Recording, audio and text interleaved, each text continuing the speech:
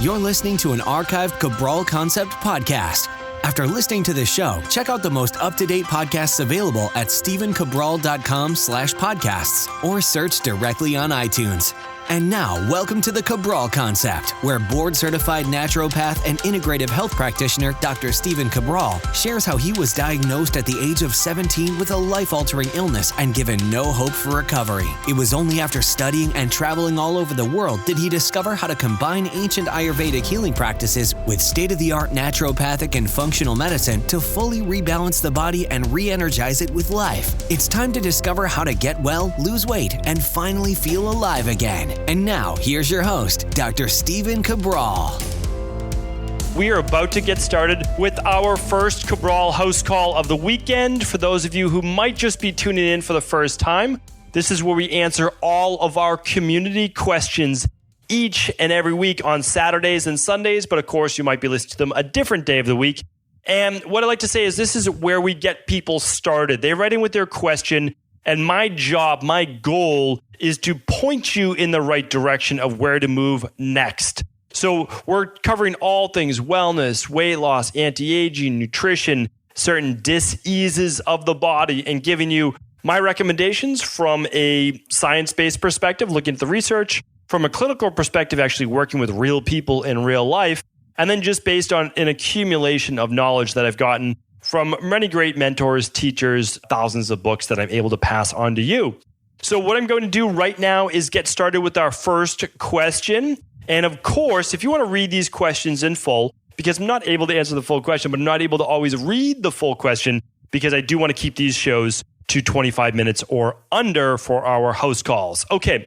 So you can go to stephencabral.com/603 for all of today's questions and all of today's show notes. And what are the show notes? Well, there are links to all of the labs, the foods, the research, the supplements, all of those things that I'll be answering for people in their questions. So you can go there as well, because of course, you might have the same exact issue that you're dealing with. And that's what we hope to do, be able to answer all of these questions, then point back to previous shows as needed. Or go to stephencabral.com/podcasts, and you can type in any keyword you want, like Meniere's. We'll be talking about Meniere's disease today. You could type that in. So lots of ones that you can type in. Let's get started. Irene is up first. Irene saying, hello, I have type 2 diabetes. I was diagnosed about 3 years ago. A few days ago, I ordered your Protocal package, and I'm looking forward to starting it.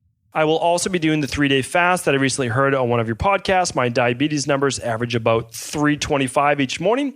I'm on Metformin and other drugs. I've tried to go off the meds. The numbers are in the 180 range, but they made me very sick. That's other drugs. When I eat healthy, my numbers average around 250 in the morning. I now exercise doing Zumba for 1 hour twice a week. What can I do immediately to lower my numbers? Thank you for taking the time to answer this question. All right, Irene, I work with people with type 2 diabetes every single week in my practice, and we can certainly lend you some help as well.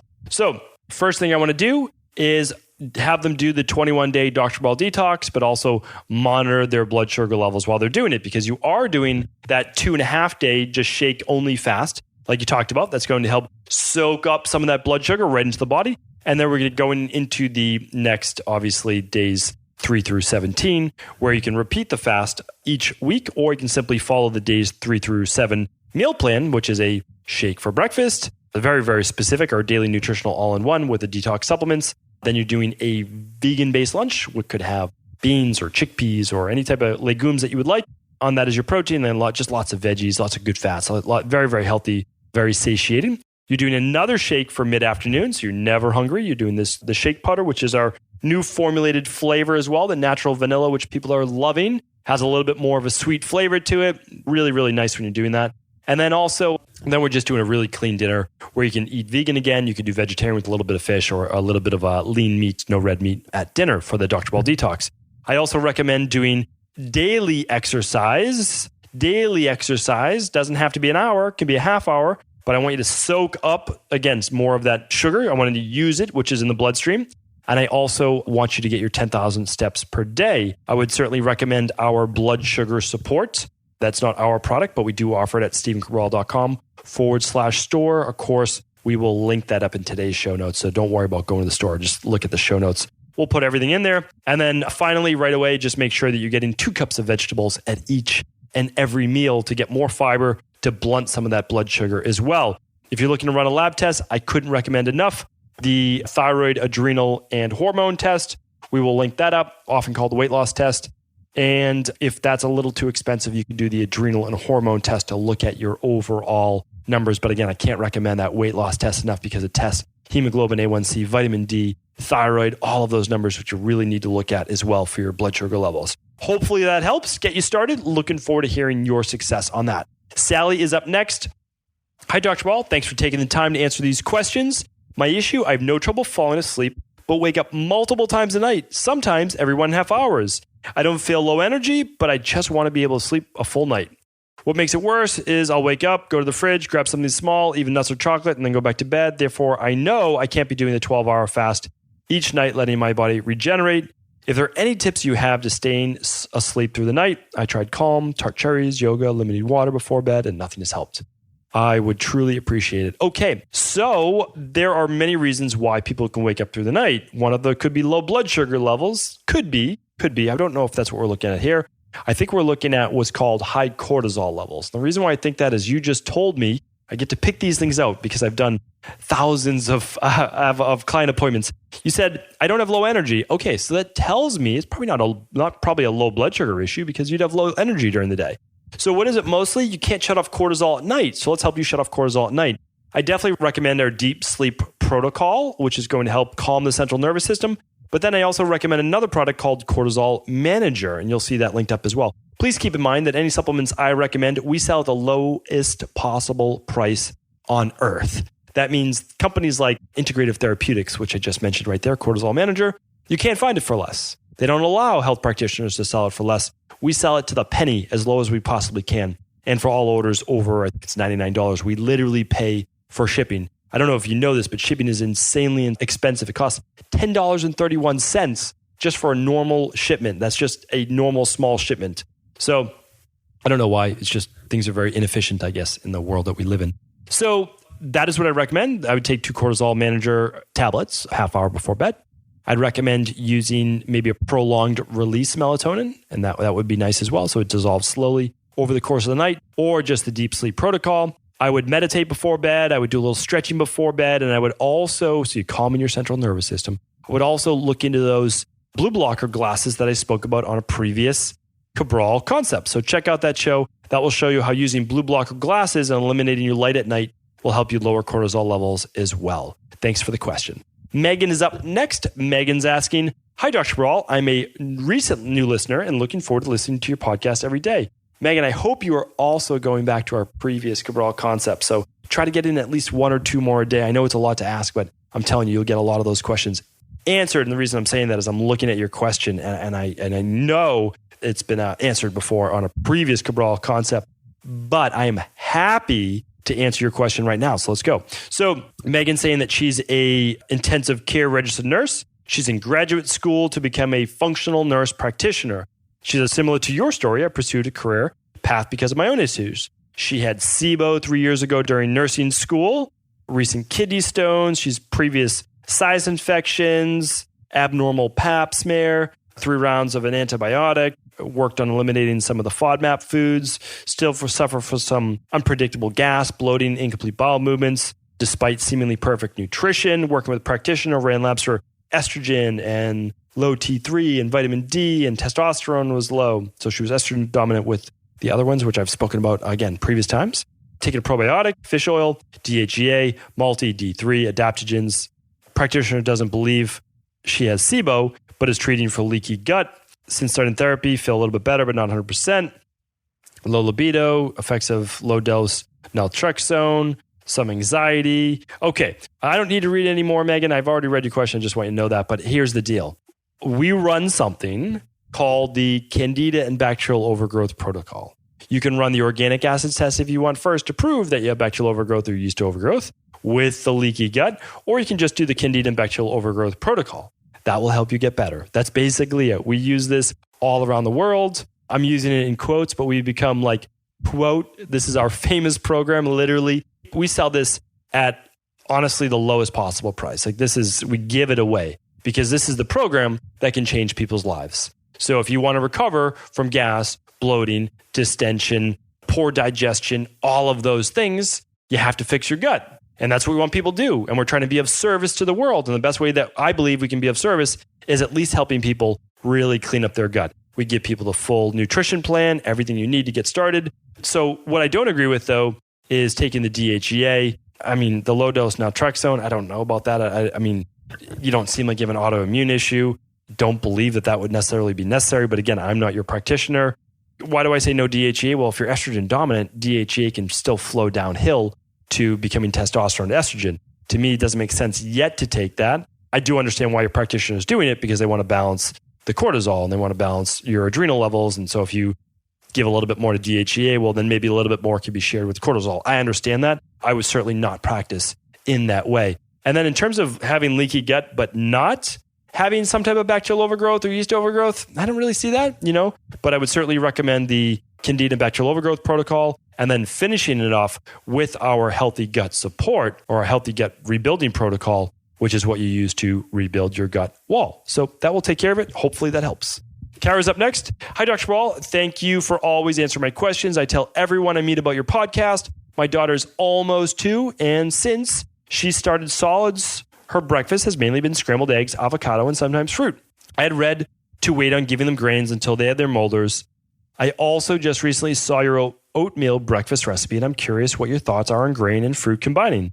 Another very well-known and versed holistic practitioner I've worked with said never combine grains and fruit because they compete for digestion and result in fermentation. She also says eat melon alone or leave it alone. Thank you. Yes, your practitioner is correct. Eat melon alone or leave it alone. That's a nice little rhyme. I like that. That's true. All of this is true. But keep in mind that when I talked about it, so you have to go back to my podcast on food combining. So if you just go back to Food Combining Principles, I believe that's the name of the show.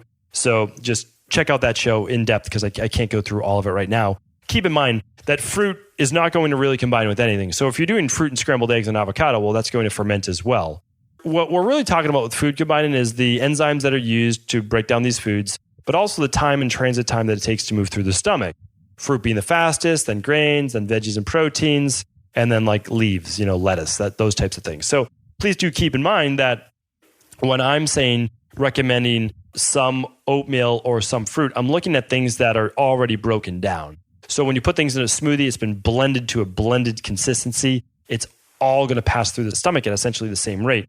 Oatmeal is just mush. So when you eat it with berries, a little bit of cinnamon, those nice types of things, usually no digestive issues whatsoever. What's the easiest way to test? Have oatmeal by itself. Does that give you bloating? No. Okay. Have oatmeal with some blueberries on top. Does that give you bloating? Yes. Okay. Well, then that doesn't work for you right now. As your digestion gets stronger, you might be okay. So I don't have an issue with that. But again, it's all bio-individualized. I can't give one recommendation for the entire population as a whole. I leave other practitioners to do that, not me. But, you have to we also have to be realistic. So that's why I use something called food layering. So before your daughter has the eggs or the avocado, that's when I would do the fruit. And then, 10 minutes, 20 minutes or so later, or just at the same meal, but just get the fruit in first because the fruit's going to digest the fastest. Then you put in your proteins and your fats like that. And the reason is, if the fruit goes on after the meal, it can't pass through the stomach fast enough, and then it will ferment. It will cause bloating. It will cause other types of potential bacteria or yeast-based overgrowth. So hopefully that helps. It's not really a black topic, but I know that my food combining episode will help. And also I give a nice little story about how my grandmother used to unknowingly perfectly combine foods for our Sunday dinner. So it was a really nice show. I like that one. All right, Kara is up. I don't know if it's the same Kara or maybe a different Kara, but we're going to answer this question. Hi, Dr. Cabral. We're flying to the East Coast from the West Coast in about a month and have a 2-year-old that's flown twice. This time, she will have her own seat because we're bringing the car seat. Since flying with a little one, I use a spray hand sanitizer and wipe down the armrest, belt buckle, tray table, and window to keep her from getting the plethora of germs that are left behind. Is this excessive or smart since these areas are never cleaned? I usually add liquid echinacea and elderberry by Herb Farm before traveling in addition to her daily spoonful of probiotic and Camu Camu. Any other recommendations or traveling protocols you follow? I know some people who put a touch of tea tree oil right in their nose as precaution. I can only imagine how I'm going to handle potty training in public toilets when we cross that bridge. Ha. In gratitude, Kara. Okay. So yes, when I take my daughters on a plane, my wife and I do the same thing. We use sanitary wipe down. We just use the ones with thyme oil. We don't like to use too much of the alcohol sanitizer, but I understand why you are doing it. I agree that they're not cleaned down and they're just filled with germs.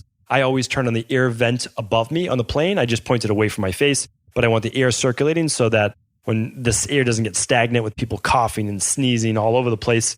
And the other thing that I do is my kids use the children's immune protocol and my wife and I use the adult immune protocol. Why do we do that? Well, we don't want our vacation or we don't want our trip to be ruined. It won't be ruined, but we don't want our kids sick or us to be sick while we're flying. So I do that. I use, again, you can just look at the adult immune protocol and you see exactly what I do. What do I do in addition to that? I also use the ear, nose, and throat protocol when I get to my final destination. The ear, nose, and throat protocol that I use, I don't use the air part of it, but I use the nasal spray, just GSE nasal spray. These things are very inexpensive, very easy to do. It seems like it's a lot, but it's not. It takes 1 minute, literally 1 minute to stay healthy. So I use the nasal spray and I use the throat spray. I use the throat spray before I get on the plane, then I use the throat spray that night when I get off the plane, and I use the nasal spray to clean out my nasal passages. That's basically it. So that basically kills the stuff that's got in there. The tea tree oil in the nasal passage, sure. I mean, you could certainly do that. People block off their nose. They do all sorts of things. I keep it pretty relaxed, meaning that I know that I'm boosting my immune system. I'm taking my extra vitamin C. I'm using maybe like a zinc lozenge. I'm using the adult immune protocol. And then I do that. And very, very simple. And the reason why, though, I do it very specifically is I travel a lot to also speak at different events and conferences and things like that. And there's no way I could be on stage losing my voice or sniffling and all those things. Nobody wants to see a naturopathic doctor who's sick all the time, right? Doesn't make a lot of sense. So that's what I do, and I recommend everyone do the same. But again, on the Cabral concept, on the Cabral HouseCalls, we're giving recommendations, suggestions. I can't give medical advice. All right, L's up next. Hello, I was diagnosed with HSV-2 or HSV-2 a little over 2 years ago, and I'm currently eradicating the virus from my body. So we're talking about herpes virus. So I'm slightly changing my protocol after listening to your recommendations on fighting the virus. I would like to know, how do I prevent the virus from spreading to my partner? I have not been sexually active in fear of spreading the virus through viral shedding. What recommendations do you have while eradicating the virus? Okay, so a few things I use high dosages or higher dosages, let me qualify that, of zinc. So that's a big thing that I do. Most people are using, of course, my Dr. Ball Daily Protocol in the morning, which combines the best of functional medicine and the daily nutritional support shake that has some zinc, but as a full methylated multivitamin, your B vitamins, all those things that your body needs. And then I'm using the greens powder, which is the daily fruit and vegetable blend. The reason I'm doing that is that has all of my 22 organic fruits and vegetables to boost my immune system, but it also naturally detoxifies because it has spirulina, chlorella, these are all gluten-free, dairy-free products, of course. They're all vegan products as well. What else do I use for viruses? Colloidal silver. Colloidal silver works great for viruses. So that's one other thing that you can look into. Echinacea for sure. Echinacea is great with viruses as well. Higher dosages of vitamin C. How much vitamin C could you take? Well, that depends on each individual. But I usually recommend starting with 1 gram 3 times a day. If that's fine, you can go up to 2 grams 3 times a day. That is a good amount of it. It might cause loose stool. Of course, you should back down if it becomes too much as well. And then, of course, you won't be on that for the rest of your life, a certain period of time. I would also increase your sleep just to let your body repair. I would do a detox for sure. I would probably do a 12-hour overnight fast every night, as well as maybe a once a week 24-hour fast from like a Sunday night to a Monday night. So you still get to have dinner with your partner. And I would stick to mostly a plant-based diet. So I know that's a lot of information right there. I don't know if I mentioned as well, but infrared sauna. I would do the infrared sauna as well. Essentially, you're trying to boost your immune system. Because again, we're not killing the virus, right? We're not doing it. Our body's doing it. So what am I doing to help your body do it? Well, zinc, colloidal, echinacea, rest, detox, infrared sauna, some vitamin D, the fasting, the mostly plant-based diet, like all of these things. That's what we're doing to make sure that this virus doesn't replicate as quickly. And then, of course, using protection and just making sure that you and your partner stay safe. I think that's the absolute best way to go. Okay, next question is just from M. My mom is 85 and her body is strong and fit, yet she has about 3 seconds recall. A neurologist says dementia, Alzheimer's. She's been on certain drugs for about 6 years, glaucoma, always lives a clean life with no alcohol, and did yoga and took vitamins. Is there anything I can do now? I give her B12 every day. Should I have her tested for heavy metals? She lives in assisted living. Thanks for all you do. That is the hard thing. It's really hard to say, I've lived a good life and I still got Alzheimer's. I lived a good life and I still got dementia. And I'll tell you why. It's not an individual's fault. No one is purposely doing anything to get Alzheimer's or dementia. These things what happens is our body can accumulate toxins. It can begin to oxidize. And when it begins to oxidize, the neural synapses begin to break down or actually shrivel up. If you look at them, they're literally these shriveled up, like ganglion type things that no longer fire in the same way. And it's tragic. It's not good. I'm going to be doing a whole show on boosting your brain health, okay? So look for that. It won't be too long from now, a couple weeks. So definitely really try to check that show out if you can. But what I want to tell you is I want to get you started. So I definitely want you to run a urine or hair tissue mineral analysis to look at heavy metals. A lot of times, again, with Alzheimer's, very high in aluminum. We need to make sure that that's not high. So that's what I would highly recommend. Of course, if they're able to give her a smoothie in the greens in the morning, couldn't recommend that enough. That would be like a gentle detox every single day. I would start doing the Theracumin, which I talked about on last Friday's show.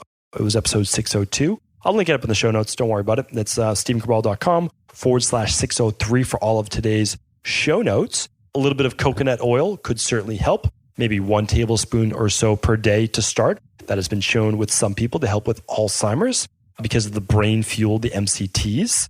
Don't go overboard, but that can certainly seem to help. Active B complex, I recommend that. Even just 1 capsule per day, maybe 2. But if you're doing the shake every morning, the daily nutritional support, you only need the 1 capsule. And then, yes, I would add extra methylated B12. You're on the right track. You're doing great. That's absolutely what I would do. I would try to get her moving, even if it's just walking. We need that blood flow. We need to get her engaged in some activities that will actually wake up those neural synapses in the brain. So, of course, the crosswords, the Sudokus, the learning the language, the playing the music, the listening to classical music, any of one of those things. Just to do. So it's basically like you can't do it all. You might not be able to do certain things, but you do what you can. That's the whole point. You do what you can. And by doing that, then you start to hopefully push back that dementia, push back that Alzheimer's without a doubt. So if you find out that you have the heavy metals, then of course you will do a natural heavy metal detox. You can start that now if you didn't want to test. And we'll link up the heavy metal detox as well, it's actually pretty easy to do. And it only is 6 weeks and it helps remove those heavy metals. So it's not bad for any human to do because it's a natural chelation. It's not a medicated IV chelation. So it's just the heavy metal protocol, which is the vitamin C, Craxel, chlorella, the cilantro works really great. So hopefully this helps. We're going to keep that at the questions for today. Really appreciate each and everyone tuning in today. As I always say, if this show could benefit anyone else, if it can help anyone else on their journey to achieve a better body, to improve their overall health, or to live longer, please feel free to share it with them. Take care and tune back tomorrow when we go over more of our community's questions. Did you know that the body really only becomes sick or imbalanced in only 2 ways? Over time, you become deficient in vital nutrients, and you also accumulate toxins internally and from the environment. As those nutrients diminish and you increase your total toxic load, your body then begins to show the first signs of dis-ease. It's actually quite predictable, and the good news is that if we know how you began to fill up that proverbial rain barrel, we also know how to empty it to begin the healing process. I was fortunate enough to learn this ancient healing process from my mentor after suffering from debilitating diseases for close to a decade. It was only when I began to implement these techniques did I finally overcome my illnesses and go on to live a life of energy and vitality that I now enjoy. I'd like to share with you now what I discovered after traveling all over the world and how to combine the best of ancient healing wisdom with state-of-the-art science. Allow me to teach you exactly how I've been able to help over 250,000 people to empty their rain barrel and begin to transform their body and lives into what they've always hoped they could be. To get your copy of the international bestseller, The Rain Barrel Effect, simply go to StephenCabral.com/rain barrel.